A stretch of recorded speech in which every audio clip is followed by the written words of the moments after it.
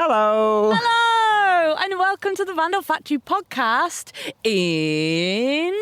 Greenbelt Festival! Yes, that's right, ladies and gentlemen. We are sat before our unerected tent. It's just a pile of stubbies Gubbins. and pillows and umbrellas and clothes. And because we prioritise podcasting in all situations, we thought we should probably record a link. No, I say we, I mean Henry. Henry prioritises podcasting in all situations. So before we erect the tent, we've got to introduce our show for today. We've got a couple of tinnies on the go, though. Oh, yeah, sure. We've got a couple of tinnies, mate. Sure. So what are we doing at Greenbelt Festival 2025? We've just come off stage having spoken to Amber Massey Blomfield. What? So those of you who listen to the podcast will know we interviewed her for episode 29 about her book Acts of Resistance, and that interview we've just done on the Rebel Rouser stage is its own special Factory Floor Cuts bonus episode with lots of lovely chat and a Q&A and really deep conversations about the power of arts to change the world, because this is a podcast about arts and... activism, the power of changing the world. It was such an incredible conversation with Amber. I love her, and I think, it's one of those people where you meet them and you're like, oh, we're friends. Just immediately, we know each other, don't we? And I kept on forgetting that we haven't met before, and that maybe I should tone down the Hi, mate. Yeah, but it's nice when that happens, isn't it? Because we're all comrades in arms. And one day you and me will be friends, won't we, Natalie? Eventually, it's getting less and less likely day by day. So coming up on this special episode, we've got an interview with Bruce Kendrick, who is a passionate nature photographer who's written a book called An Eye for Birds. We have an interview with librettist Portia Kamons and activist Nara about 17, which is a new symphonic work inspired by young American activists, narrated in their own words. And we have another contribution to our Freelance Feelings Factory, and I do a little poem. Other than that, you can be hearing more from us as we're romping around the Greenbelt Festival. For those of you that don't know, Greenbelt is a beautiful festival that is about arts and activism and belief. So it's a faith-based festival, and it's absolutely beautiful to be around a gorgeous community of people who are just kind. There's a lot of kindness that we witness wherever, and there's so much bad stuff going on in the world. My goodness, we've been here for 2 hours so far, and we've just witnessed people being good. So if you need a bit of goodness in your heart, I think that's going to be the ride that we're waving in the next, couple of days for us, but it'll be an hour or so for you. So every episode we ask each other, how's your hope and how's your anger? And I suppose it doesn't hurt that we are sat in a lovely field. People have just chilling out. People have blown up a little inflatable sofa over there. We're waiting for our friends Jarman and Hannah to arrive. So I'm feeling pretty hopeful. How's your hope and anger recently, Natalie? We are definitely here to restore ourselves, aren't we? And to keep it afloat. I feel like everyone out there deserves time to top up your cup, or whatever the phrase is, and coming together with like-minded people and to demonstrate the goodness that is possible is so important. So I'm feeling good. We're feeling hopeful. I'm not gonna mention the far right, Henry. Please, give me the microphone. I've put Henry on a ban about talking about the far right for the next 48 hours because lads, right? No, we have, me and Henry, if you don't know, live together, and there is constant conversations about the dredge on our earth that is the far right. So if you want to go away and talk about the far right, you've got to take the microphone, you're going to go for a little walk, okay? Because you are breaking the ban. Do you understand that? And there will be consequences. I'm passing the microphone to you. Steady. I'm covering my ears. I'm walking away. So We live near a hotel that houses people who are in the asylum system, who are refugees, and there have been far-right activists whipping up hate, whipping up division in our communities, turning up every Friday to scream and shout and intimidate them, and groups of different organisations and trade unions and anti-fascist groups and Palestine activism groups have come together to oppose that.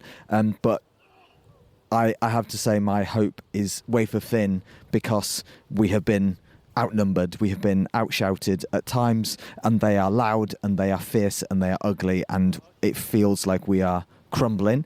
And I just need to say that out loud, and I need to say that it seems tough times for everyone who's fighting against this wave of evil rhetoric that is like poison in our lungs, poison in our air, poison in our communities. But my hope is that we will not stop. We will not turn away. We won't stand by, no pass around. We will keep fighting and turning up and defending people in our communities.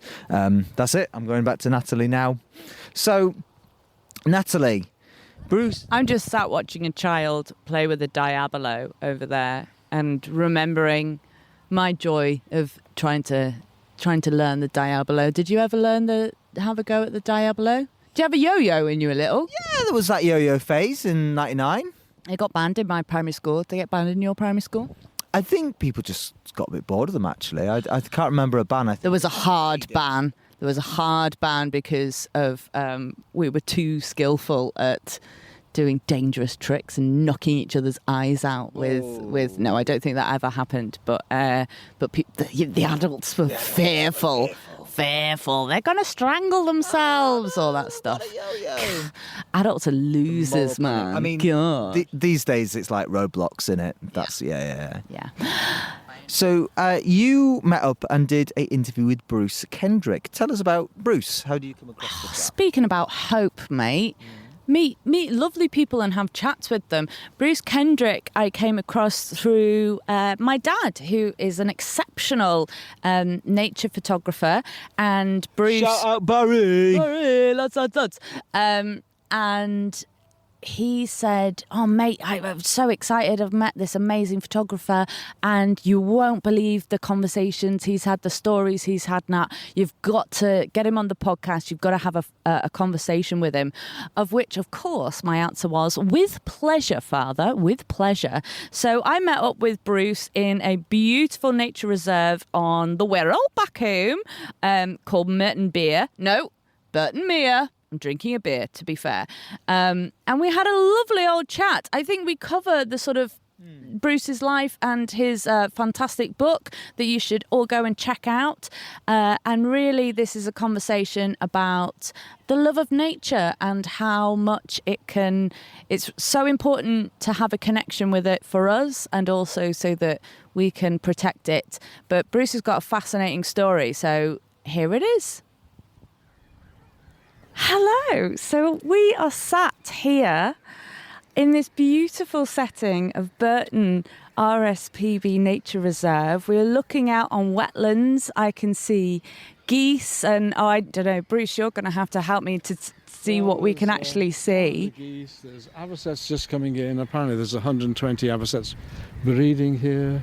There's a passage migrants. I've just seen a redstart. And the day is done. Well, it's not done. It's 11 o'clock. We just started. It's a glorious day, and I am sat here with the wonderful Bruce Kendrick, who is one of our country's most amazing nature photographers, and who has written a wonderful book called An Eye for Birds. So, first of all, I'm going to ask you, what is it that brought you to writing this book? I came to nature because I shared a bedroom in my council house with my granddad, who had TB. Granddad died. I didn't, but they put me in a sanatorium on the Wirral. And in that sanatorium, you're confined to your bed, but if the weather is decent, they push you out onto the veranda. There's not much else to do other than look around you, and there was nature, and I've been in nature ever since. So it's quite specific. Quite wandered. Oh, look, there's a robin just come along. You won't believe this, listeners, but there is literally a robin come and sat on, looking at us, come to join the conversation. It's sat on our table, inches away from us. Yeah. Hello. Hi. I can't get over this. It's great, isn't it? I took up nature as a 11-year-old. I overcame TB, which is another part of my life, really, which has given me another view of things. I was 6 months in a hospital bed without getting out. But I managed to. I was given some sort of brains, and I got to a grammar school, joined the Natural History Society, and by the time I was 16, I was fairly sort of proficient. Come on my little finger. Are you coming on?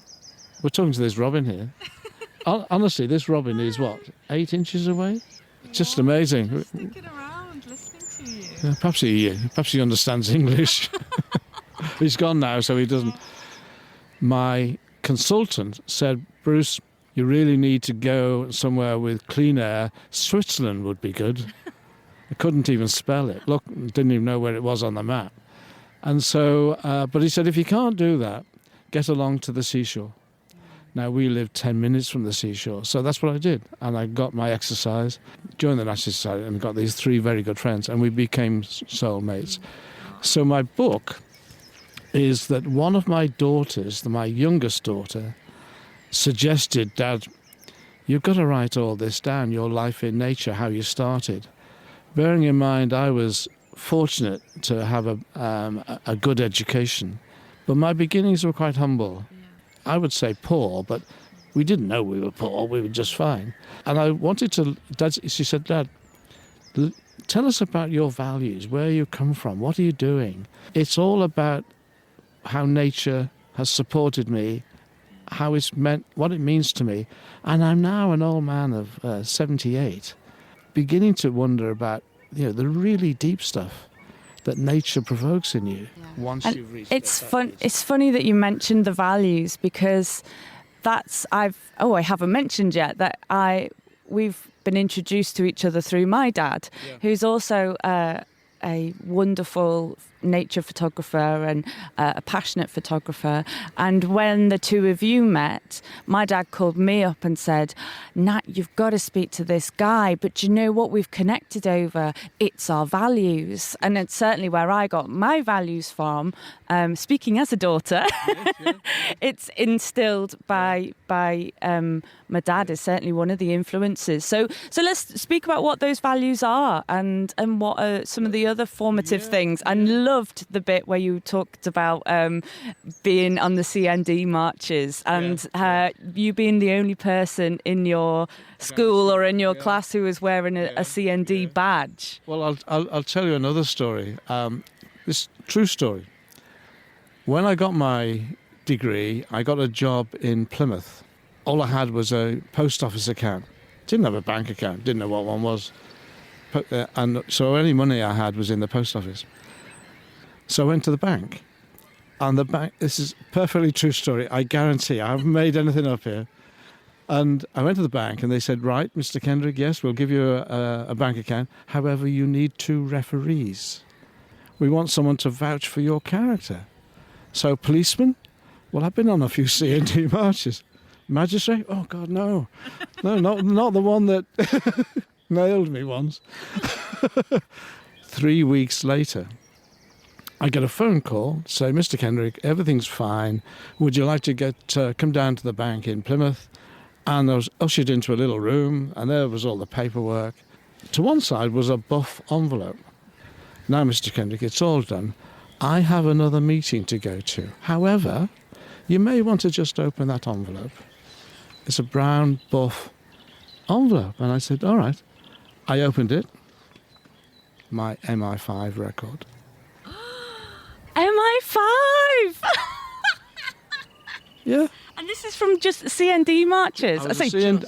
I was active on CND, and I was the only boy in the grammar school. Yeah, can you imagine the one boy in the grammar school with the badge? Yeah, I got a bit into troubles over that. And it speaks to, I mean, for anyone who doesn't know, CND is the campaign against nuclear arms, but I've got the letters wrong. But CND, campaign against nuclear disarmament. For disarmament, nuclear disarmment. Yeah. You know, if Henry was here, he'd correct me on this. It was led by 2 prominent guys. One who I have since followed, Bertrand Russell. Wonderful thinker. magnificent. And the other guy was another Bruce Kent, and he was a Monsignor in the Catholic Church. I've followed that ever since. Those values that those guys promulgated. I don't have a religion, but I respected Bruce Kent. He has since left the church. And I think it speaks to, well, a protection of nature from a very early age. And if we're going to name the values, I would say you're campaigning to protect life on Earth and appreciating what we've got. Spot on, Natalie, spot on. It's all about being part of nature. And then that brings us, I think, to your photography and how your photography has become a way of appreciating nature and celebrating your part in it. Yeah. Well, at the age of 70, I retired. I'd wander the country ticking a bird off because I haven't seen it before. I thought, I can't do that anymore. This is just a bit banal. So I thought, I wonder if I can do something arty, something creative. Now, I can't draw or paint, but I can take a few photographs. So I took it upon myself to see if that would work. I joined my local camera club because my wife said, look at the photographs they're taking. Oh, I can do that. And got reasonably well in it. The camera club is called the North Cheshire Photographic Society. And because I can't create in draw and paint, then photography does it. But my writing works with, so the books are full of photographs. I've written another one about the art and nature in the Hebrides, how nature and art combine through lovely individuals that live in the Outer Hebrides. And so, so photography is important, but it's the creative element. And I like my photographs to be art, not just an image. They certainly are, and I've seen your gallery and your website, and I would say, as a non-photographer, so I don't really know the technical stuff. You know, I've heard Dad droning on and on and on about it, but but I would say as a theatre maker and someone who comes from the performing arts side of things, when I look at your photographs, I can see a story. I can see personality of the birds and the creatures that you've created. They look like you have just frozen them in time, and they're full of action. And what can you tell us a little bit more about the capturing that and whether that your technique behind that? I've got one photograph in the book which has a barn owl in it, and the barn owl's got in its claw a vole, and that barn owl is overhead. It's pin sharp. It's clear as whistle. The story is it's captured a vole, and it's taking it. You don't know where, but I know it's taking it to its brood. It's feeding 3 or 4 of the young barn owls. To get that photograph, I was quite happy to sit for a couple of hours in a ditch up in Lancashire, because I knew this barn owl's territory. I knew its habits. I knew and I'm aware of the fieldcraft that you need to know and understand before a good photograph emerges, because you understand the behaviour. I knew that bird was coming down that gully. So when it came up our first time, I put it on drive and took about 10 shots in a second, but it made a lot of noise, and the bird just buggered off and went away. So I waited, and an hour later it's making another pass, bringing some more food, and this time I waited till it was overhead, and it's a thrill. I was just thinking back to the time when you're growing up and you're feeling a sense of impending doom, and and funnily enough, I think we can relate to that today as well. And there's existential crises are coming from all corners of everything. So, and people are quite understandably deeply unwell with anxiety and worry and fear about the future, and so I wondered what advice you would give to anyone in terms of the importance of taking a moment to connect with nature. And I'm looking out now, and I can't wait to go and just spend a couple of a few minutes being still and listening.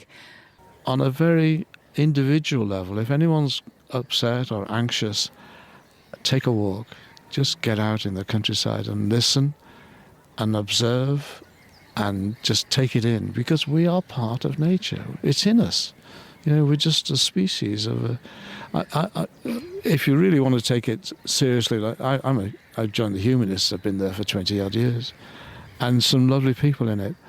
And it's not a sort of belligerent organisation. So belong to a group, if that helps. I belong to CND. I belong to a camera club. I even ran an art centre, would you believe, at one stage, because I like being part of a group. Get involved with people. Don't live it alone. But there are times, and like your dad is now, he's having a wander. Yeah. And he said, don't worry, I'm going to be fine. I like to be on my own occasionally. And I like to be on my own. It's not unhealthy being on your own.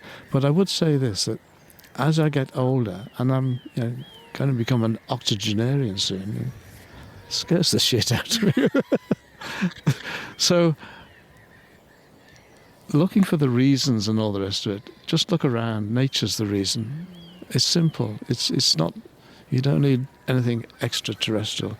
You're part of it, and just take a wonder at it. It's beautiful. So yeah, I wandered a bit, but hopefully that's took the. I mean, just getting older, you think deeper, and you're asking, what's it about?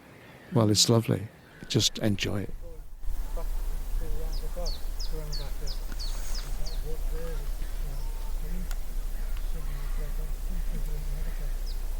Thought about what would be my desert island. Oh, here you go. Now's your chance. Yeah.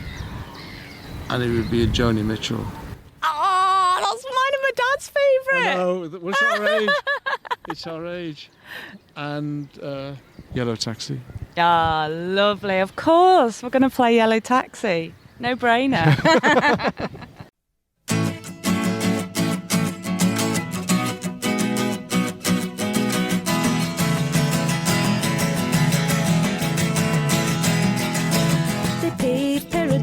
Put up a parking lot with a pink hotel, a boutique, and a swinging hot spot. Don't it always seem to go that you don't know what you've got till it's gone? They paved paradise, put up a parking lot. Been listening to Big Yellow Taxi by Joni Mitchell, as chosen by Bruce Kendrick. That's not the first time we've had that track. Your friend Freya chose it as part of our interview about working with older people in the community around climate and environmentalism. That was one of our first episodes, wasn't it? So people might need to scroll right back to, I think, episode 3 or 4, something like that. Have a little look for Freya if you want to hear more. Joni Mitchell. Folks, we're here. We're quite chill and tired. We've just done a live episode here at Greenbelt Festival, which will be the next one out. So keep your eyes and subscribe. And it is definitely one to check out. What an amazing show. It feels like a real honour. The guests that we had on, it really, I was sitting on the side of the stage watching them perform and pinching myself going, I cannot believe that this is our podcast. Like, it really felt spectacular, and we had an amazing crowd turn up. Well, like 100 people, would you say? And shout out to all our fans who come up and say hello. Like, we're little celebrities. So nice when people come and say hello. And really, if you do listen to the podcast and you enjoy it, please reach out and tell us, because we love hearing people's feedback, and it's great to know like where people are listening from and why they listen. So please do that. And yeah, so much love is floating around in this Greenbelt Festival. It's just such a gentle, kind environment to be in, that we are floating on a cloud of goodness, aren't we? Yeah, yesterday we saw Hot Squash, who are also based in Leeds, and they were doing some big old fun classic ska punk, which was great. And then we watched Nadine Shah, who was a fantastic performer. What an incredible voice.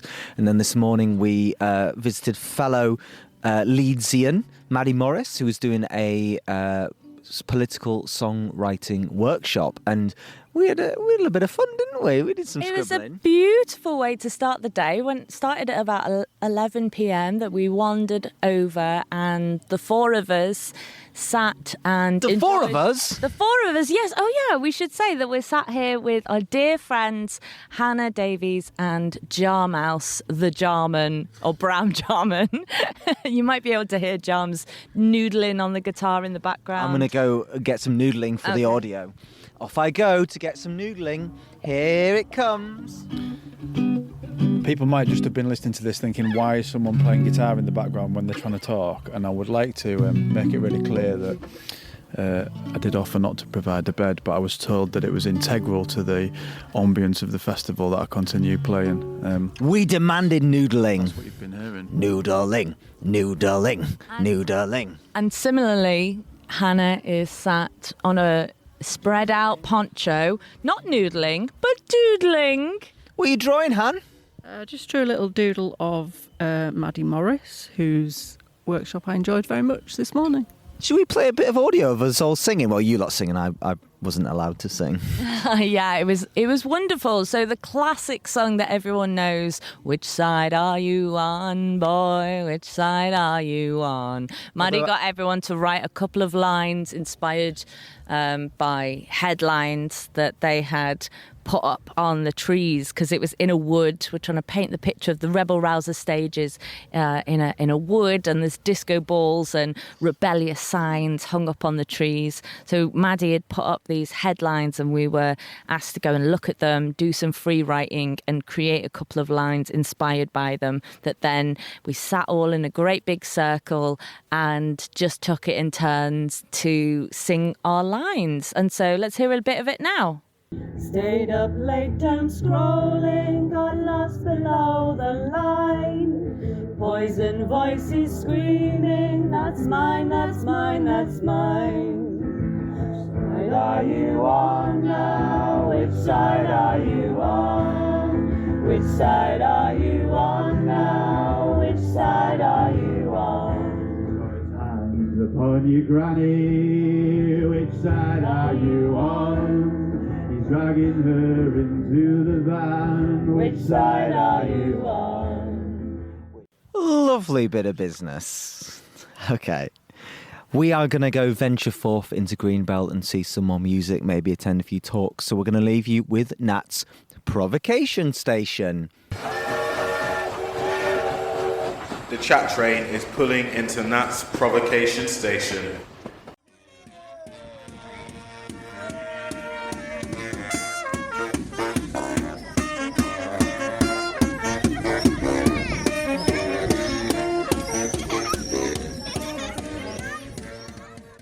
Right then, I'm sat here with my lovely friend Helen Lucy, who we met through friend of the show, Commoners Choir.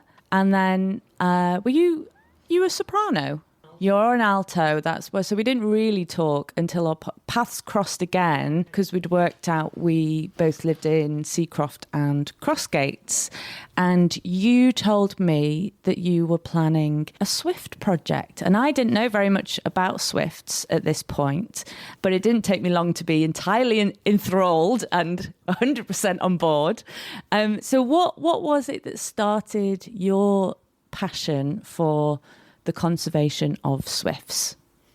The first thing that got me sort of thinking about actually doing a project was that I was interested in swifts. So swifts living over the road from me, and I was worried about their conservation because the people over the road didn't know they had swifts. I didn't know whether I should tell them because they might block their holes and so on and so forth.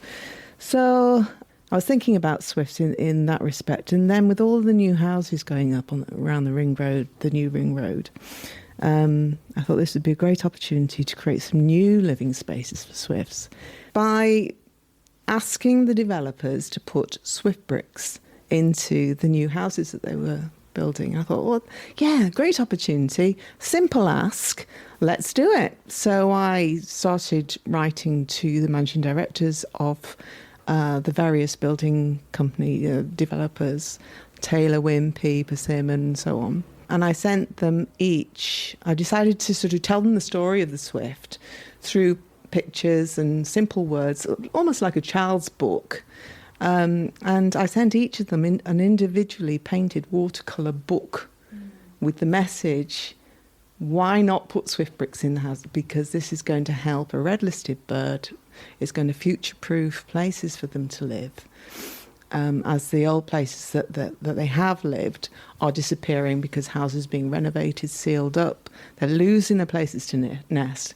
Let's create some new places. So I thought it was it was a no-brainer. And I love that your instinct was to tell the story through pictures. You know, most people, if they were going to contact a managing director of a building company out of the blue, they'd want to write a, very formal headed letter. And I'd certainly be looking up my thesaurus of like, how do businessmen speak? And I just adore that you completely rejected that and went with your heart. And these books are incredible that you've created yourself, that you use watercolours, as you say, that just creates this world that I think anyone would want to be inside this world. Like, as you say, a children's book, and it's handwritten, the story, you've used facts in a story-like manner to tell the story of the swifts. It's so effective and a beautiful way to go about communicating with anyone, but particularly people with perhaps a different mindset. So what was the response that you got? Well, yeah, you'd think, wouldn't you? But no, I mean, I thought an email's not going to hack it. That's going to hit the bin. A letter might be a more direct way of doing it, but no, I wanted to do something that somebody would go, oh, this is interesting, and want to open it and become enthralled with it. So not only did I paint each book, which took a week to do each book, and I contacted 3 or 4 developers, but I then wrapped it in a beautiful paper. I put a golden ribbon around it, and I put it into a padded envelope, and handwrote in the same handwriting that I developed for the book on the envelope, and thought, right, well, that can't be ignored. And guess what? 0 response. Oh my goodness! Nothing back from at all. And I thought, well, okay, I'm not going to spend another week contacting another developer, making a book and sending. So this is obviously not going to work. I was gobsmacked, basically, because I just thought, well, I would have responded if that had landed on my desk. Well, it's just been so hard, because obviously I had to change my approach. And so then I was advised by one of the head offices, you need to be speaking to the regional offices because they have autonomy over what goes on. So I started contacting the Yorkshire offices, and again, there wasn't very much response. But the fight goes on, and Persimmon have actually been very responsive, and they have promised to put swift bricks in. I've seen plans submitted to the council now, which have got some swift bricks in, not as many as we'd want, but it's a really good start, and we can push for more from that point. And also Red Row have contacted me and said, yes, we are now on board to include swift bricks on a ratio of 1 brick to each dwelling in colonies across our new estates that we're building. We are making progress. The voice is being heard, and it's not just mine. Obviously, people across the country are pushing for it. It's made national headlines over the last year as government after government reject the idea of putting a swift brick in a house, but we are still pushing. We're still hopeful that it will become mandatory nationally. But there are still conversations going on with government, and we are hopeful that they are going, because there's been such an uproar about, well, I don't know, you're inside your own echo chamber, aren't you? But there has been a huge uproar about it, because what the government is saying is what the Tories were saying before them. We want to devolve that responsibility to local government, and it'll be up to the local planning departments to make those decisions about whether or not to put swift bricks in. And basically, it's never going to happen because the planning departments are swamped with other things that they have to think about to do. They they already have some kind of guidelines in place for Swift breaks, but it gets forgotten about, ignored, or whatever. But if it's mandatory, then the developers are just going to have to do it. And so that's your campaigning, that's where your campaigning started in terms of with the building companies and local councillors and the council, but you weren't finished yet, because no campaign is complete until you get the community involved. So you had a fantastic idea, and this is where our conversations come in, to have a homecoming parade for Swifts on the Pool estate. So for those people that don't know, we're sitting in my new house at the minute, and the Pool estate is, would you say, 200 metres away from here? It's just over the road from where we are in Crossgates. Well, you tell me, why was it the Pool estate that you wanted to start approaching and having this idea of a homecoming parade? Well, as you say, a campaign of any sort is never actually finished. No. And particularly when it comes to the natural world, you know, there's always more that you can do. And I was so frustrated with what I was trying to do with developers that I started to think more about, well, what can I do in the community where we already have Swifts? And I knew that the Pool estate historically had a good number of Swift nests, but I'd also noticed over the last 10 years how that number was dwindling year on year, and was quite concerned about it and thinking, well, why has that happened? And it was probably because houses were being renovated and nests being lost, because people didn't know that they had Swift nests in their houses and so on.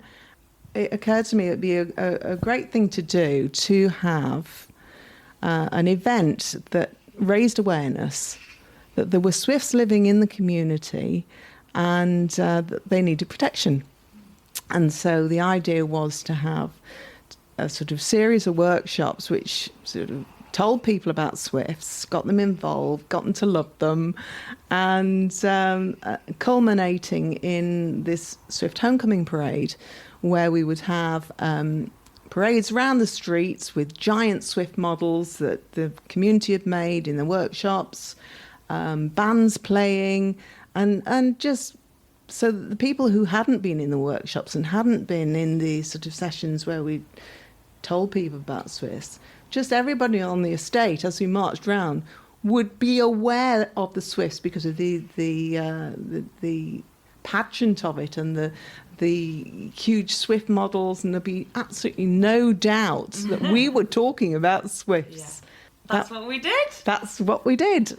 So we got some funding from Climate Action Leeds and Climate Action Seacroft and our local councillors, and these workshops were in May half term, open to the community and also in the local primary school. So you actually did two parades, one with the primary school children. That was the whole primary school came, and you worked with a fantastic model artist, Patrick Amber, who made these Swifts out of bamboo and paper mache. So it's this really fun, sticky process where you can also see the shape of the Swift forming. And then, of course, it's fun to paint them, and it's something everyone can join in with.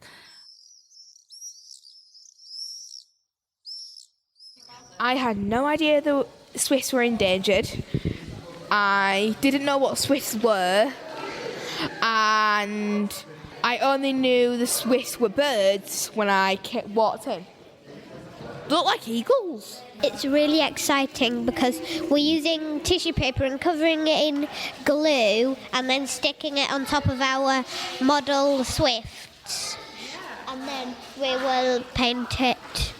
It's a Swift welcoming parade, so we're welcoming the Swifts back to Leeds because Swifts might be extinct soon, and it's really fun and exciting, but you get very sticky. A Swift can fly in a year 200,000 miles, which is nearly the length of from here to the moon that Neil Armstrong went. We're getting pieces of paper and putting glue on it so it can be sticky and we can put it on the Swift. The last thing I've just been doing just now was painting one of those bird boxes. How it's got the little ring inside. It just keeps the eggs in there. So like, because eggs roll around. And that, it just keeps it into one place. So they could put like loads of little feathers, some dirt, some leaves, put it in there. You got a little nest. Oh, the black thingy were for, it is like a Bluetooth speaker. So you can play like swift noises and it will attract others.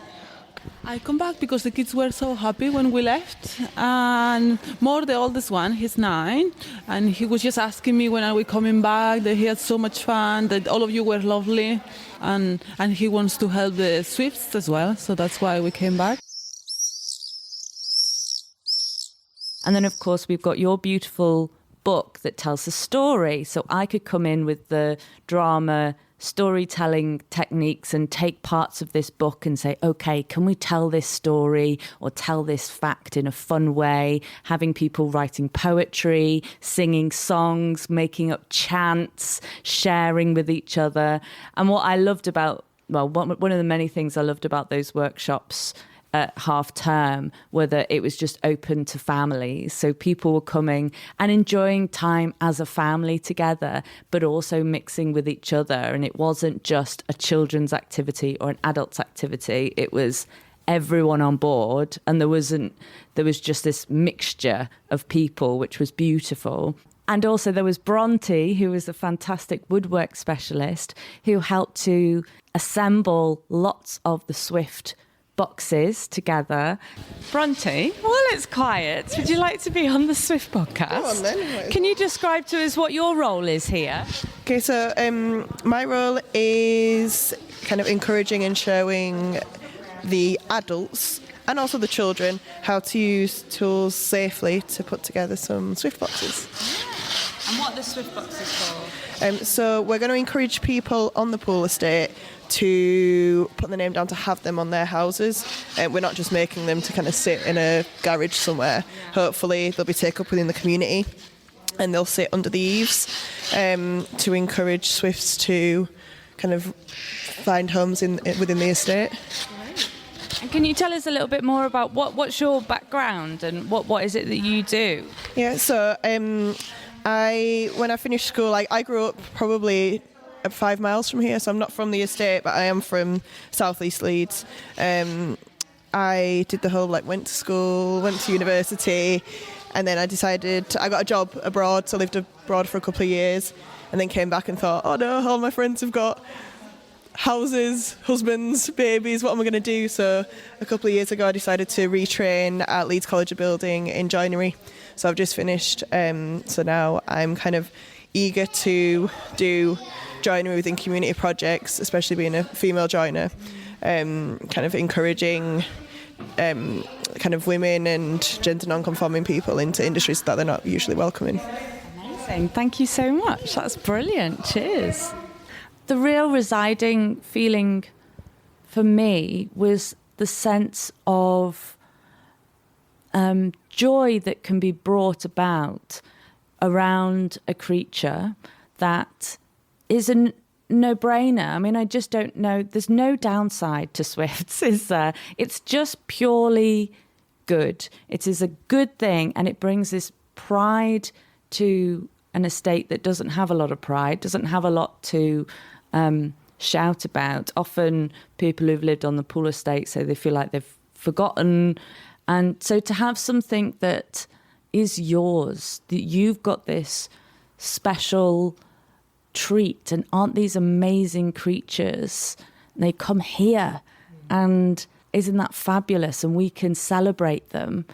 I just thought that was wonderful to bring everyone together around this symbol, but a real thing, but also it is symbolic of so much more.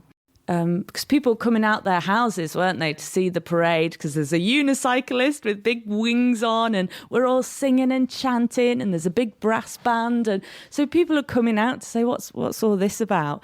And there was one grandma who said, oh, there used to be thousands of Swifts around here. I used to know that the summer had started because the Swifts had arrived. Oh, where have they gone? And she knew. And then there was a couple of the young children who'd been on the workshops who could say, well, it's because we're filling in the gaps in our roofs and we can save them. And here's a site, they could tell them all about this Swift. So you've got this lovely connection between generations and a bit of nostalgia there. That's always nice if you can utilise it in a positive way. Something that connects everybody was absolutely beautiful. Find my nest, time to rest. Okay, be ready. 3, 2, 1. Swiftly, swiftly, flying home. Swiftly, swiftly, skies they rose. Swiftly, swiftly, find my nest. Swiftly, swiftly, time to rest. Oh, fantastic. Give yourselves a round of applause. Well done, Maggie. Thank you so much. Well, there was one lady came out of her house in a wheelchair, and she came out just as we were coming around a corner, and she said to me, "This is absolutely amazing." She said, "I have lived here all my life, and I've never seen such a fantastic thing happening on our streets." And it was just such a lovely moment. She was delighted.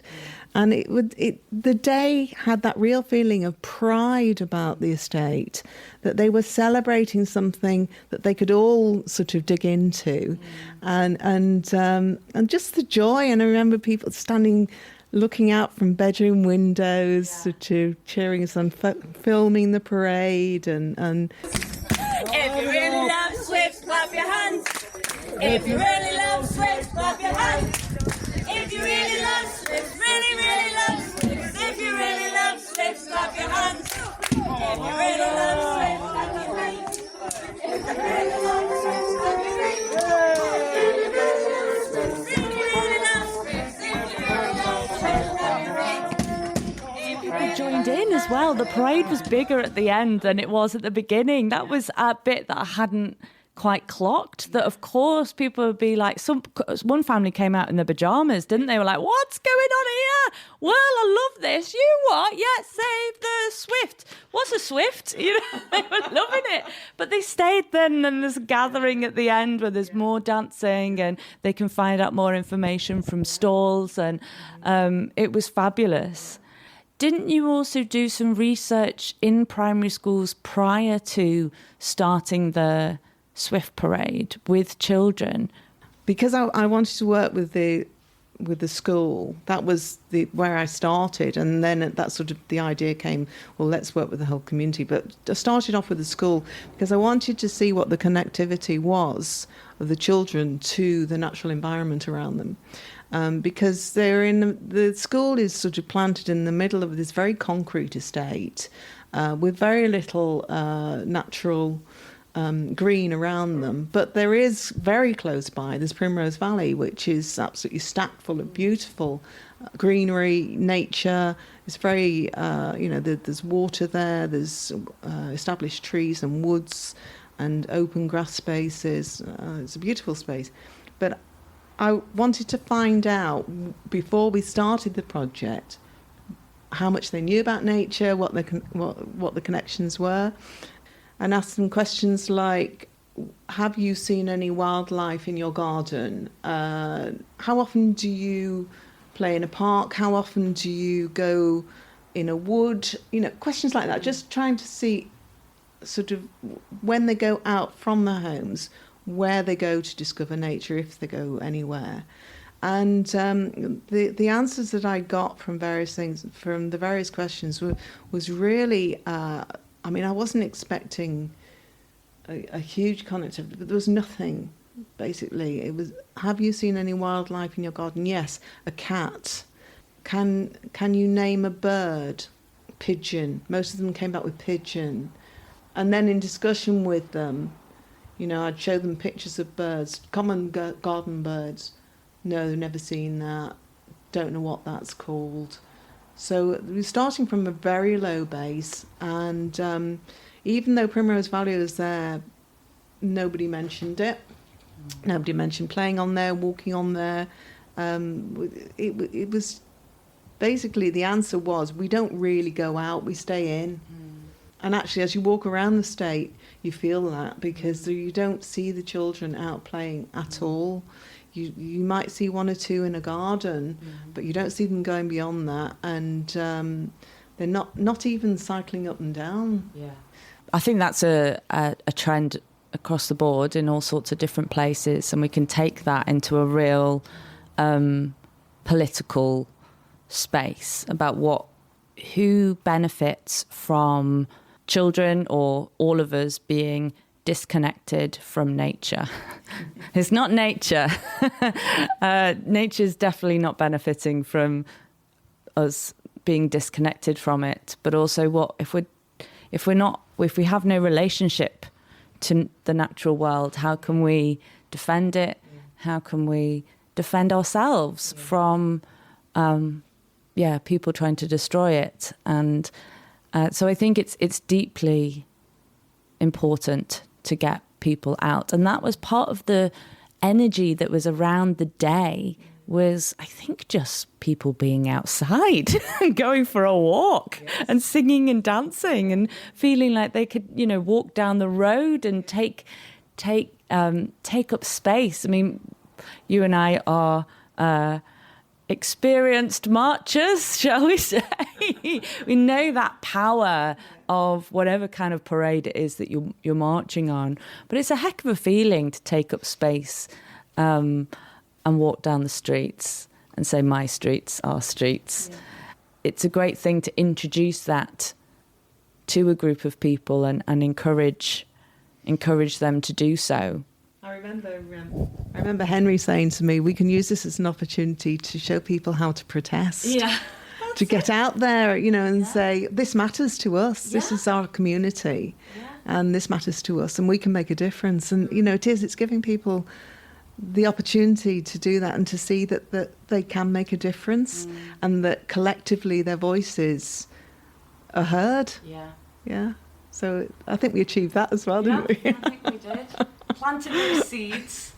Planting the seeds of rebellion, as always, here on the Vandal Factory podcast. Helen Lucy, thank you.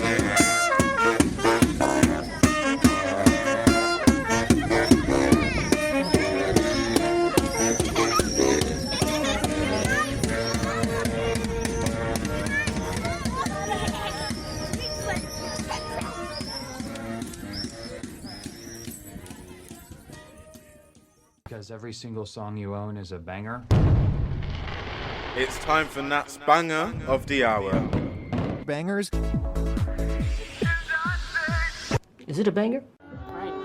Okay, so we bumped into Maddie Morris, who we mentioned earlier on the episode, and it's time for Nat's banger of the hour. So we're going to play Marsha P. Johnson, a track by Maddie. Maddie, can you tell us a bit about this song? Yeah, of course. So I wrote Marsha P. Johnson about the activist Marsha P. Johnson. She was an incredible person who was involved in the Stonewall riots and spent most of her life kind of fighting for the rights of LGBTQ plus folk, but also folk who were HIV positive, people of colour and sex workers, and just did loads of incredible stuff. And I wrote the song reflecting on the difference between her life and my life, and kind of that sense as a queer person and as an activist that I wish I could be more like her, but also the opportunities that I've had have been so different to hers because of the activism she did and the way she changed the world for folk like me and other LGBTQ plus folk. So yeah, that's what I can say about Marsha P. Johnson. I hope you enjoy it. Now I'm not Marsha P. And I swear if I could be, I would wage a war for women that look like and unlike me. We're taught to take it on the chin, like a manifesto of our skin, whilst we're screaming out for picket lines that didn't want to sing.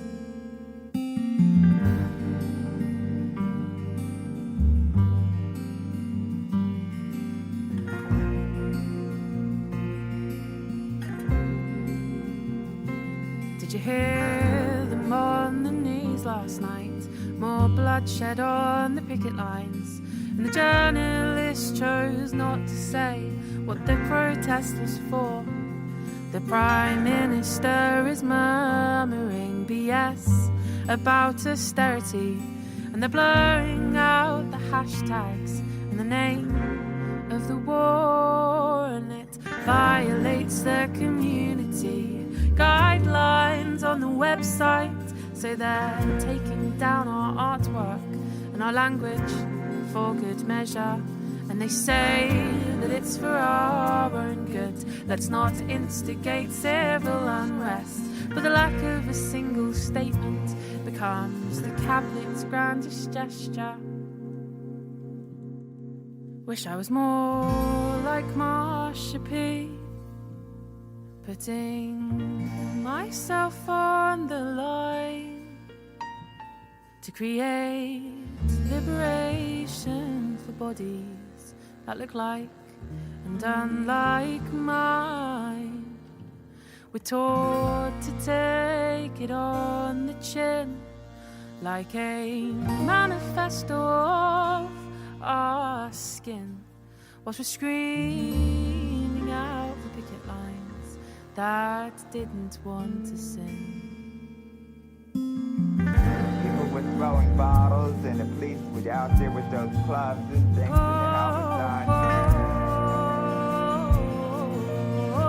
Freedom was saying no more police brutality. Yeah, they say all you drag queens under arrest.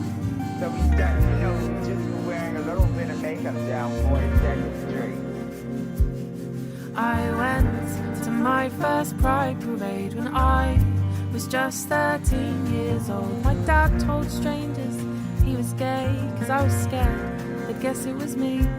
I met a lady in a purple tent. She gave my arms temporary tattoos. She said, this is the life you've got, even if it's not the one you'd choose.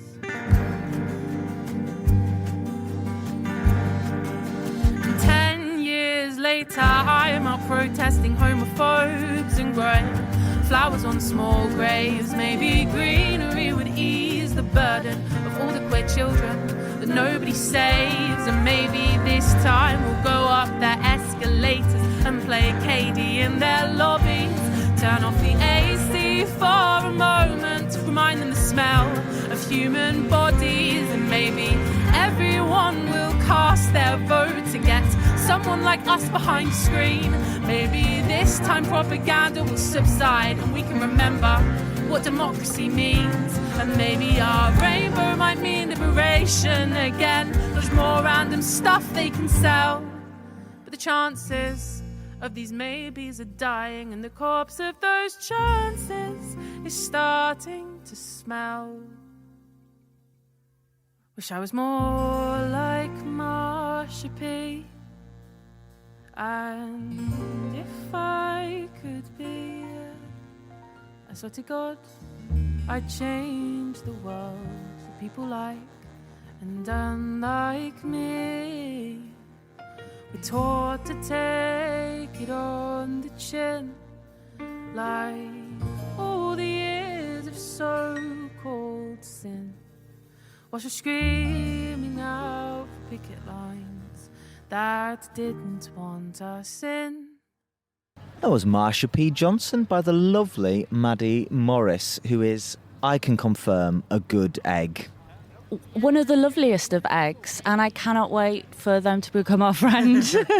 As everyone knows, that's the main reason for us doing this podcast, is to make new friends with cool people. Well, we've seen quite a few cool people. You join us on Sunday morning.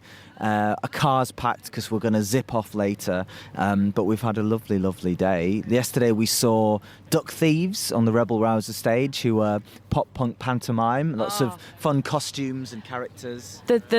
The words pop, punk and pantomime is the perfect description for what this band did, and yet I cannot... whatever you're imagining right now is not what we saw. It was so ridiculous and fun and camp and raucous joy. It was great. I went to the loo, and when I came back everyone was wearing golden underpants. Yes, yeah. The band, not everyone in the audience. That would have been quite impressive. But Henry comes back and he's like, looks at me and goes, I go away for 5 minutes and everyone's taking their clothes off. What's going on? And then on the same stage later on were Drags, which is got 2 A's. They're from Leeds as well. And I thought they were incredible because I love music that is surprising and spiky and strange, and they were so jarring. It was a mixture of hardcore and hip-hop and a bit of ska inflection, and there was like sort of rapping spoken word moments, and it was so fast and furious. And the lead singer was like a harlequin, was like dancing and jigging and going into the audience, and there's so many. What I really liked is like false ends to the songs. Like you never knew quite when it was going to end. It was really this like mutated Gang of Four style music. And the energy of the lead singer, completely supported by the whole band, was incredible. Like, what a performance. I mean, the sort of millennial answer to Freddie Mercury. It was absolutely brilliant. Coming into the crowd, getting everyone to get down, have these quiet theatrical moments in the dark in the woods, and then leaping back up again and everyone skanking, and it was just such infectious energy that really was like, that's what it's all about. That's what music can do. It was brilliant. So I cannot wait to become friends with them. They're based in Leeds.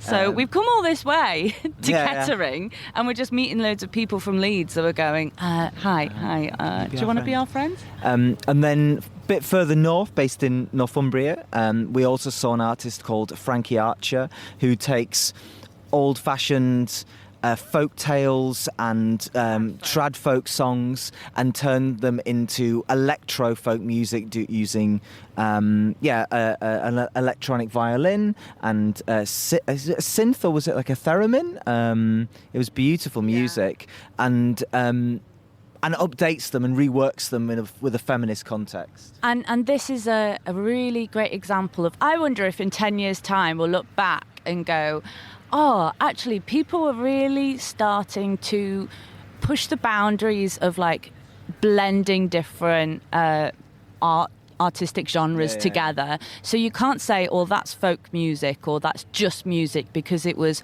costume, storytelling.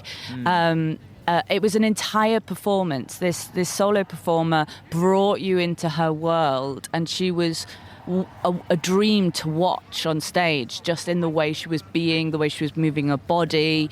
It felt fantastic, and I think you're seeing a lot more of that, which is really exciting. Maybe it's quite a British thing to be like, do you do one thing or you do a separate thing? And if you want to do a separate thing, you have to change hats and not be like, well, let's blend it. And these words of genre stop meaning things. The amount of times I've read that this is jazz music or rock music and been like, well, this is just great music. Yeah, it's really awesome. I really encourage people, if any artists, creative people are listening, what would it look like if you were to sort of stop mushing together your genres and creating something where you do a little bit of everything and kind of finding the ultimate way to express themselves. That's the people who are doing this brilliantly. I'm thinking of Jarmouse, I'm thinking of Francis Bolly, I'm thinking of Frankie is another fantastic example of that. They've played around with all these things and then they're finding like the ultimate way to create what's inside their head on stage, and that's just so wonderful to watch. It's a real pleasure. Well, speaking of artists, we're going to go into our next feature, which is the Freelance Feelings Factory. That's just having a quick cup of tea. I'm having a slurp of coffee, thank you very much. We have the jingle, please, Nat. Freelance Feeling Factory, ooh yeah. So this is where a freelancer in the arts and cultural sector gets in touch and tells us what the vibe is. So you're going to hear from Seja Bushra El Tamini, who is an access and support worker and producer.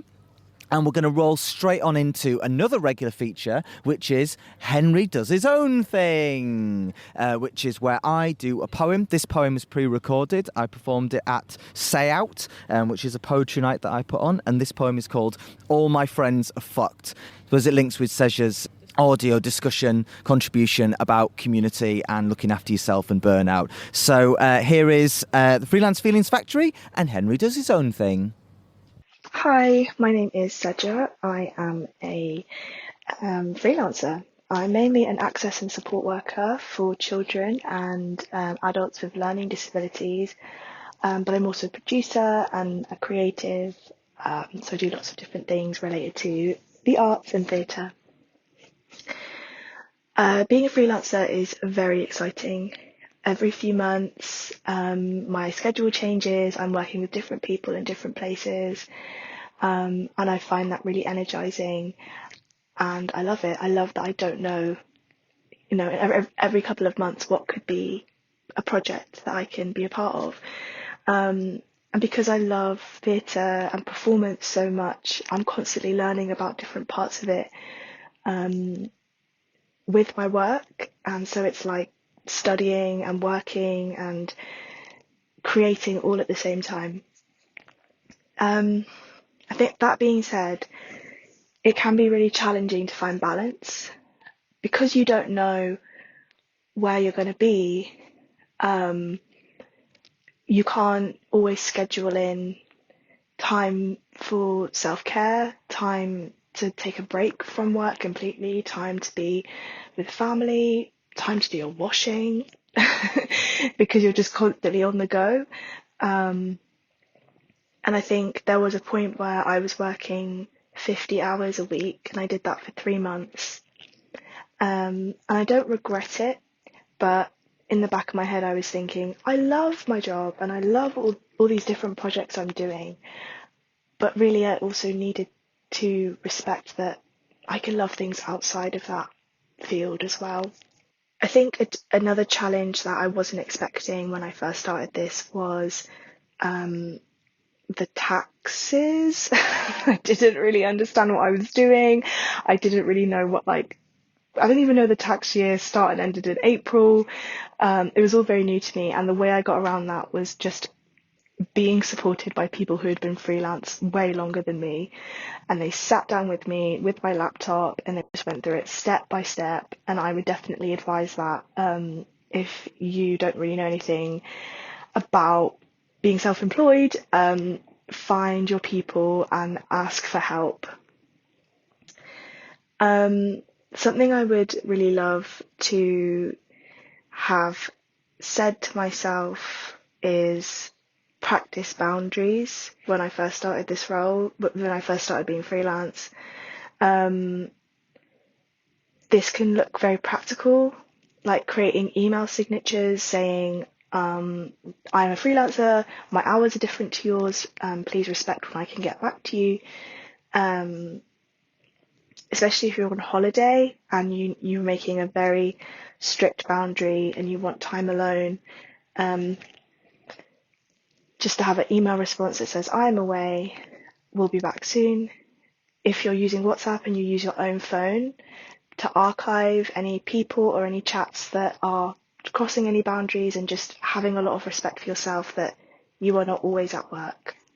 And that I also wish I said to myself that work will pick up, people will get to know you, it will come.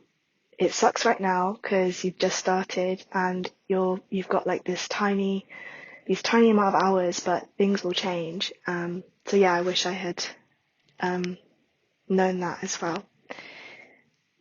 Thanks for listening. Bye. Wait, Henry, you said something interesting before. For the first time ever. Whoa! Oh my goodness. He's doing his own thing. All my friends wake up to the unwelcome ping of their phones. Squint through the glare thanks to a wide range of networks. All my friends read messages from work offering them that little extra shift, a little extra minimum wage gift. All my friends wake up to backaches and for fuck's sakes that little bit too late. Sertraline antidepressant breakfast while the landlord pops round and advises. All my friends are ever so deserving. All my friends are at that age halfway between cradle and grave. All my friends sit down to eat a meal that's got more expensive in the last 24 hours. Count the creeping cost of lunch. All my friends WhatsApp each other posh baked bean recipes. All my friends are decked by waiting lists and no word yets. Call GP offices and queue and queue and queue. All my friends are clinging to the spirit of 45 thanks to a wide range of networks. Double jobbing, hobbling along down to the library where the internet is patchy, laptops feeling a little bit scratchy, doom scrolling, brain fogging. I tried to pull myself up by my bootstraps and I toppled down an unfixed pothole. YouGov asks me if I'm planning a holiday abroad this year, and I smirk. Fool me once, I mutter, through yet another general election. Not nearly enough on offer in the Tesco reduced section. By evening, all my friends are borrowing ex's Netflixes. We are looking on Instagram reels how to deal with mildew and mold. We are Googling if we can grow something more substantial on the windowsill than chives. We are clinging to the spirit of 45. Oh, what's that coming over the hill? Is it the far right? It's the far right. Sing along if you know the words. What's that coming over the hill? Is it the far right? It's the far right! All my friends feel like the minor character in their own autobiography book. All my friends are fucked. All my friends just really, really want a dentist that isn't fully booked. All my friends are fucked. For Christmas, I just want a grappling hook. All my friends are fucked, clinging to the spirit of 45. All my friends are tired, ill, broke legends. All my friends are welfare. All my friends are knackered. All my friends have made too many placards. One day we will inherit it, and one day we will bury it. Thank you very much.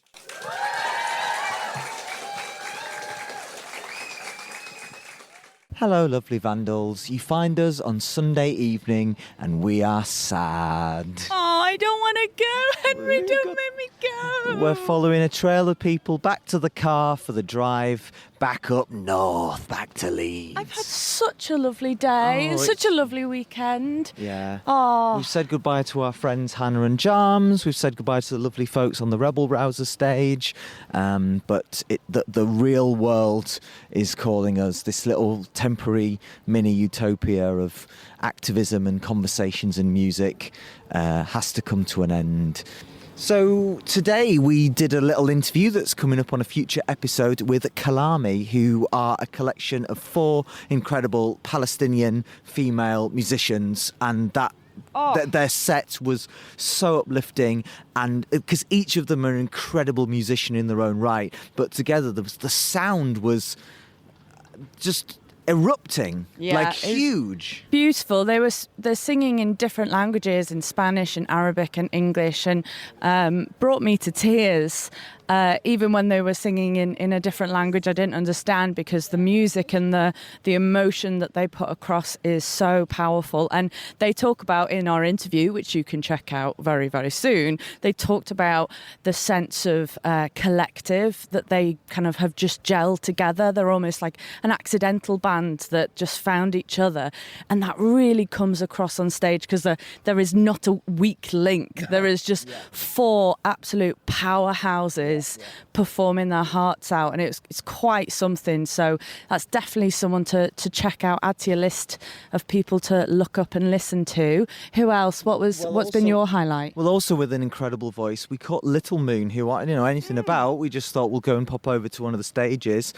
She's from Utah, and in a place called America. Have you heard of this place? I have heard of America. Yeah, it rings a bell. So a beautiful, warbling, bird-like, so high-pitched. The whistle at the top of her voice and the control over it was extraordinary.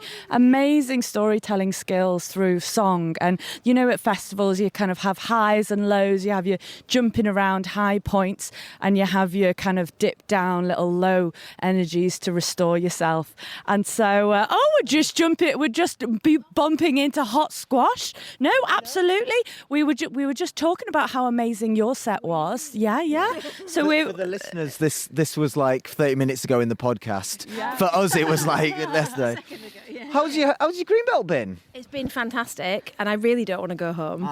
We've just dropped everything off at the car. We're going to catch the last couple of bands on the Rebel Rouser stage, and then we're going to have to go, I think. Yeah, but I have had such an amazing time. It's been technically my first music festival, full staying over everything, and I think I've been spoiled because now I don't think I can play another one because it's they've treated us so well here, and everybody's so nice, and it's just really inclusive and really lovely. Really lovely. They don't care who you are or what you believe. They're just come along and join in, and it's been really great. So yeah. Have you got a musical highlight? Someone that you'd recommend everyone listen to? I think They're Cowboys. They were fantastic just now. Yeah, I loved them, especially their last song. It was so funny. It was just kind of about masturbation aids being illegal in Texas, and I loved it. It was just very, very niche song, but was absolutely hilarious. And I'm excited we're going to see Harlots in a minute, and I'm excited to see them because they were really cool. We saw them the other week, and we really enjoyed them then. So yeah, I'm going to check them out again now. So. Well, thank you so much. This was a happy accident that we've just bumped into you, and you're going to come back on the podcast, aren't you? And you're going to be our friends based in Leeds. You've said I'm your best friend. You've. I don't know that I said best. I don't know. That was a bit strong. You don't do a podcast with her. I've been downgraded now. Yeah. She's going to be your best friend. You've got to work for that title, I'm afraid, and kill Henry, which should come on the podcast then, and maybe I'll be your best friend. But no, absolutely, we'd love that. We would really like that. Yeah, we love making friends. Yeah, fantastic. Yeah, so lovely to see you all. Take care. Bye. Oh, lovely stuff. So where were we up to? So I was just saying, Little Moon. So I think it's I love the context of the stories, and she said that one of her albums is about leaving the Mormon church and that relationship she has with her family and religion and that experience. And I can't wait to go and listen to that album now with that nugget of information behind it, which I think is really solid. Last year, if you listen to episode 29, we were also at Greenbelt and we saw Corinne Bailey Ray, and she did the Black Rainbows album, and again listening to her talk about it and play that album in full was really powerful to hear those stories. So yeah, I love that discovery, which was really sound. Yeah, it's incredible to be in a place where obviously we're recording this in late August 2025, and so it's a dark time in the world, and we speak about that in our live episode that will be released soon. But you can, it's hard. No one is taking joy or the freedoms or the privileges that we can all experience for granted in this space, because all the activism and the social justice and the need for change, the need for coming together, the genocide, the injustices around the world are ever present everywhere, and that can sit alongside joy and sadness and grief and laughter and togetherness. So it's a really special festival. I can't recommend it enough. I'm feeling quite emotional, guys. I'm quite tired. Oh, who's coming up now on the podcast? Well, speaking of activism, there's so many young people here, teenagers who are come along with parents, liberal hippie parents that go, yeah, let's go to this festival, and they're all crowded around Rebel Rouser stage and seeing all the punk stuff and getting involved, and there's a real youthful energy. And I think it's a nice compliment to Bruce's conversation earlier, because Bruce is obviously reflecting on his life through his autobiography. And this next interview we have is about 17. So 17 is created by composer Ron Ramin and librettist and producer Portia Kamons. And it's about the recent experiences of young Americans as they confront challenges from gun violence to climate crisis to racism and, of course, the election of the orange monstrosity doesn't help matters. Donny T. So yeah, we spoke to Portia and Nara, who was one of the young people who was involved in the project, where they take verbatim text from these young people and put it as part of this classical libretto piece of music. Anyway, you're going to hear all about it in this chat. My name is Portia Kamons. I live in London. I've lived here since, well, for 30, I've stopped counting after 30 years, 30 some years. I'm a producer and a writer. I've worked in film, in live arts, in theater for many years. I've done a lot of site-specific theater, and all of the work that I've done has been from idea to realization. They're long germinating projects that start out as an idea with a small group of people who want to do something impactful in one way or another. They take forever, but they're all little episodes of little triumphs over the course of my career, against all odds, I have to say. I'm Nara, my pronouns are she, her. I'm originally from the Seattle area, here in the States, but I'm currently in New Haven. I'm a senior at Yale studying political science. It's my last year. I have a month left of school, which is a little scary, but that's okay. I have been organizing in my community in various like capacities and various movements, for the past, what, like 7 years, I think. I started out getting really involved in gun violence, which kind of led to me getting involved in like this project. But since then have been involved in like the climate justice space and the mutual aid space for homeless folks. And more recently, I've been really involved in like housing efforts. I worked as a tenant organizer with the Connecticut Tenant Union, and I'm currently working at a sort of policy nonprofit in DC. But still looking for post-grad opportunities. If anyone hears about anything, please let me know.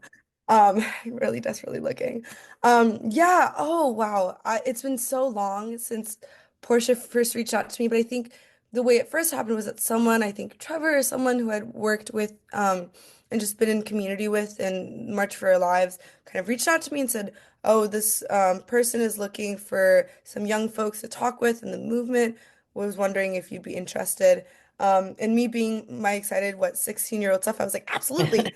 And that's sort of how I got connected with Portia. I think we had a call and then she told me about the project. I got really excited. As someone who is a band kid who played the oboe throughout high school and middle school, I think I was really excited by the prospect of connecting this thing that I was really passionate about, community organizing, youth involvement in politics and music, this really powerful thing that brings people together.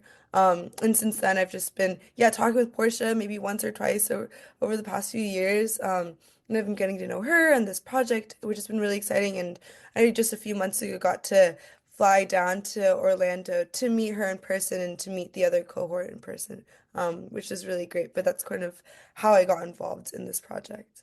The way I work with text is different with each project, but we do begin as complete strangers. And so it's a step towards each other at along the way, at every juncture.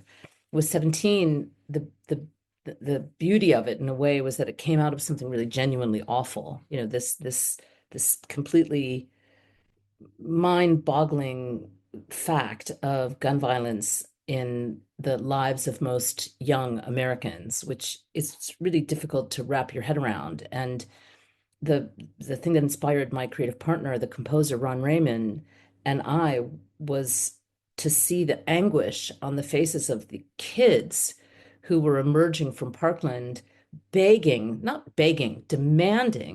that the adults around them do a better job protecting them. For all the talk about the sanctity of life that goes on in the United States, these kids were going to school and feeling at risk and not just school, on their way to school, on their way home from school, in their communities, everywhere across the country. So the initial steps are always just about building a degree of trust that when I come into a situation like this, I want to tell your story. I'm not looking to impose a structure, a pre-existing structure, or narrative that I'm asking you that I'm trying to extract from you. I want to hear what it is you have to say and build on that.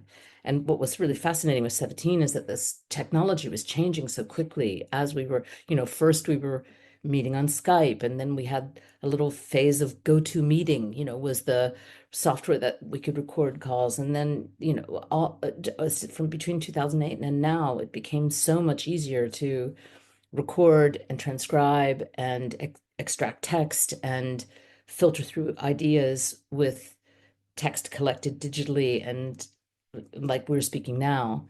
So it's that also has been a fascinating part of the process, just how the world is changing underneath our very fingertips.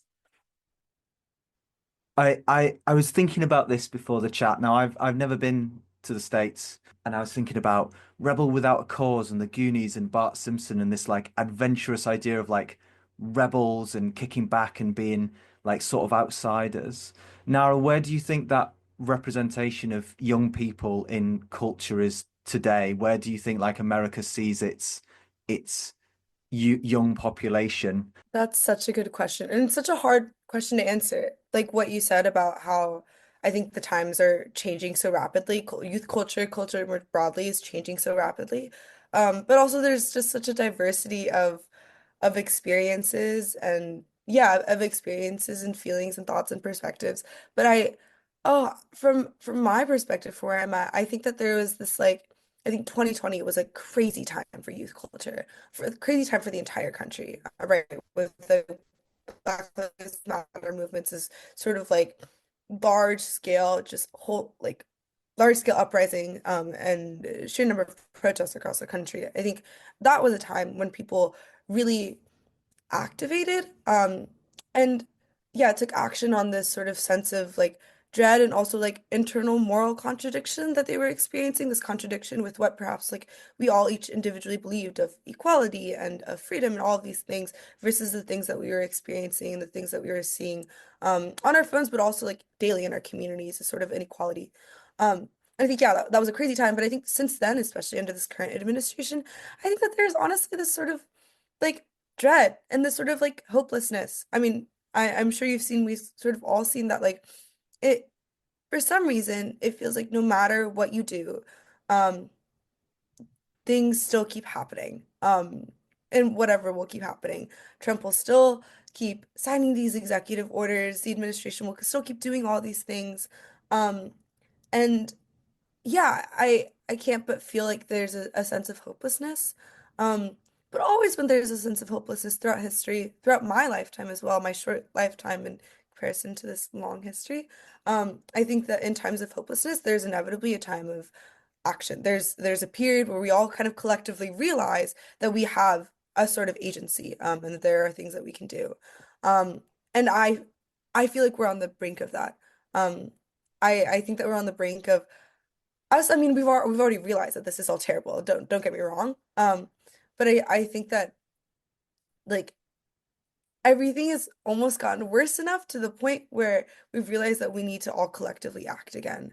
Um, I know like Portia was talking before our call, we were talking about like the Indivisible Day of Action that's coming in a few days, and I think yeah, there's a lot of stuff about to happen just like in politics and in organizing in general, and I really hope that yeah, like I said, this feeling of hopelessness and dread can transform into that, and I know that it will.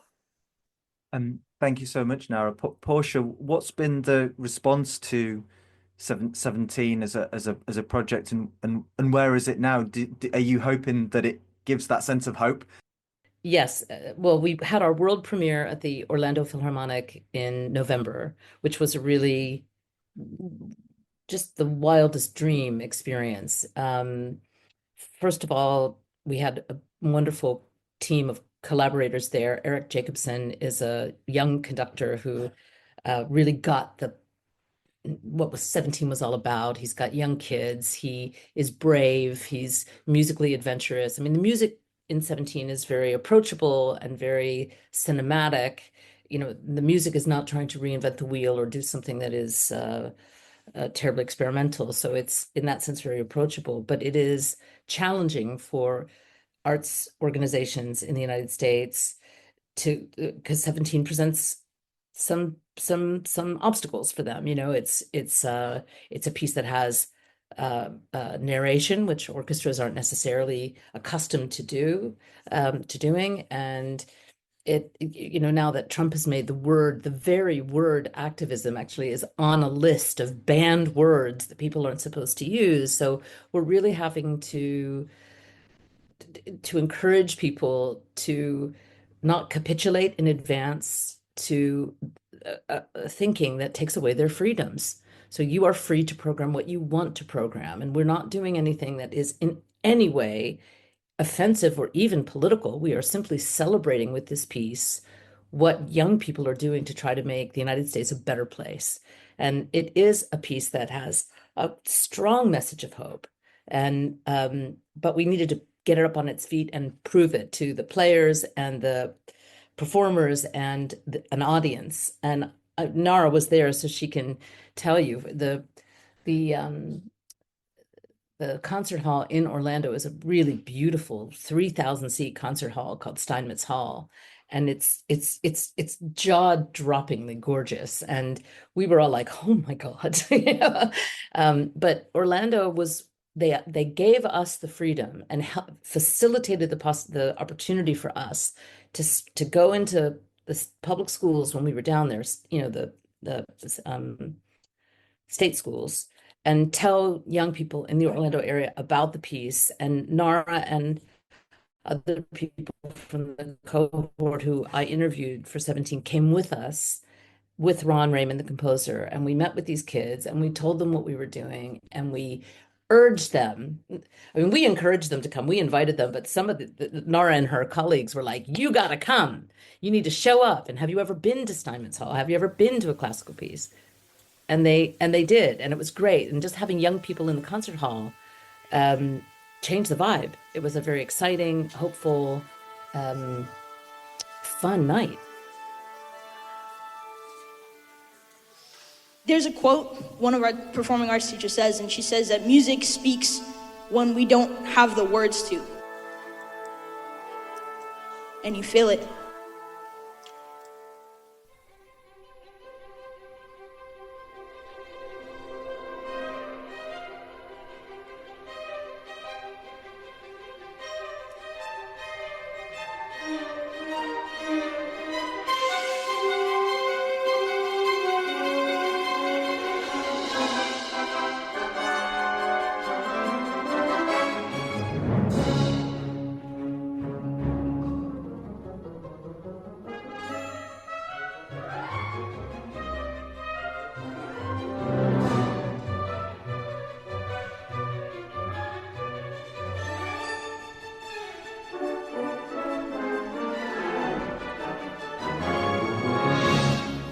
First, I really appreciated and thought it was so lovely and cool how our words were verbatim. Even like the small hesitations in our speech, the repetitions, even sometimes for me, like the poor grammar or whatever. I think that it was a really beautiful way of honoring our words and saying that no, your words don't have to be cleansed or to be edited. Like your words are valuable because you said them, regardless of how they come out. Because you said them. I think it was crazy because I'm 22 years old. I'm in college. I'm in a completely different stage of my life than when I first talked to Portia, or the very first years where I talked to Portia. So I think sitting there, I had this feeling of like I remember with the other members of the cohort looking at the libretto and saying like, oh, I wonder if this is what I said, or like this is what I said. And I remember like there was a small part about me being from like right outside of Seattle, and I was like, oh my God, that's me. I think there's an interesting feeling of, or I don't know. I think that while obviously I'm the same person and I do a lot of the same work that's, in the same movement, I think that I had this like energy that I don't have now. I think I had this energy perhaps as a result of me just being a younger person that perhaps didn't know about the sheer amount of obstacles that we were facing. I think I had like an understanding of them, but I think as I've gotten older, I've learned just how immovable some of these like institutions are. And I think I had this energy and I had this hope and I had this crazy drive. And I think hearing my words and reading my words felt really reinvigorating, because I remembered what it was like to feel that, to feel so strong and so powerful, in the face of these institutions and all these obstacles. Amazing. Well, we'll ask you where next for 17 in a sec, but I guess just Nara, anything you wanted to add to that about youth organising? Now you're the ripe old age of 22 and you can look back on this long life of activism, but what would you say is some things that you have learned about And I guess whether that's about art spaces, culture spaces, how we use our tools to bring people together and to make change. Yeah, ripe old age 22. Oh God. Portia, I really wanted to affirm what you said about community. I think that like throughout like the past few years organizing, I think my personal sort of area of organizing has veered towards like community and it's more relational organizing. I spent a lot of my summers last summer canvassing because I was organizing with the tenant union and just building relationships. And I think that that amongst other things has really affirmed to me the importance of community. The importance of I don't know, like we show up to these things because we know about these issues. We know the statistics about, I don't know, gun violence or housing or climate change. We know all these things, but what actually like makes us move. We can read these things, but what makes us get off our butts and go to a protest or go talk to a congressperson or whatever. And I think that's truly like community. It's the care that we show for one another. Like, does our care go beyond like just words? Does our care transcend and go into action? So yeah, I think that community and feeling power in community is particularly crucial. I think that latter part, feeling power. I think that we live in a world that seeks to make us feel powerless. Like I said earlier, like I think that like all these institutions are pushing against us. We feel like we have no power and individually pushing against them. But I think that once we like come into community, we do these actions collectively. Once we feel a taste of what it feels like to be able to move things, but together, I think it's an intoxicating taste. And like one that we want to taste again and that we one that we can't let go of.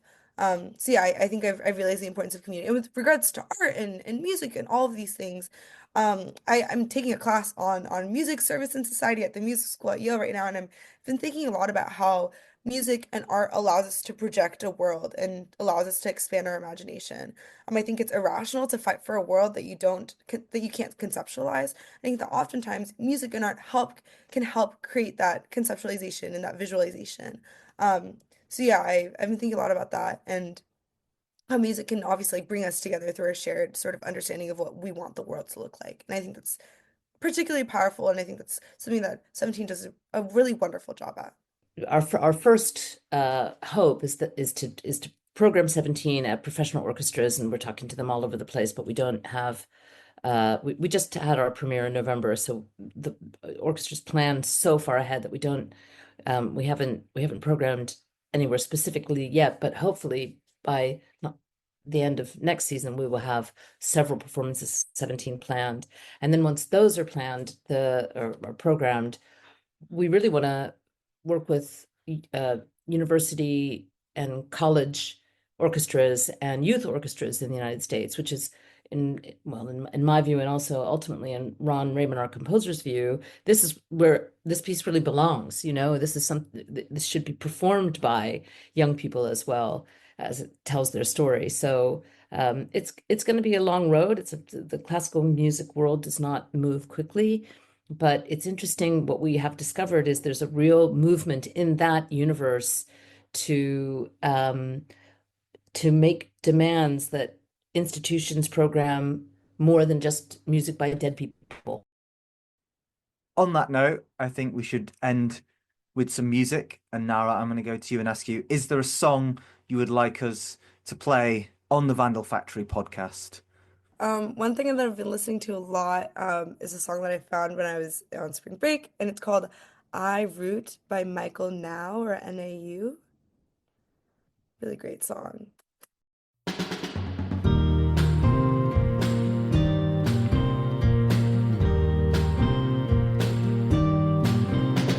You can feel the information in your heart, the places you would go to feed the shore. But baby, you can count on much with every touch, so out of touch. I root for you, love.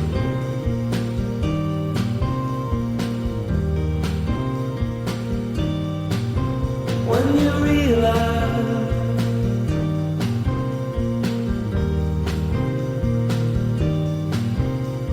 it's clear only the change in you survive. You know the game is yours to lose, but truth away cannot confuse. I root for you, love.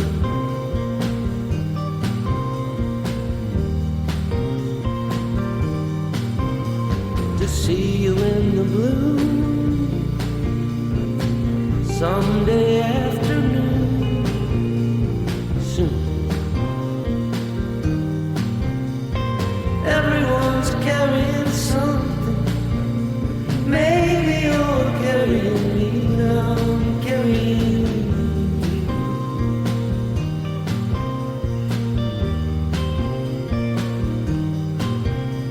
But always while your wheel is wise, no wellness in this room applies. I root for you, love.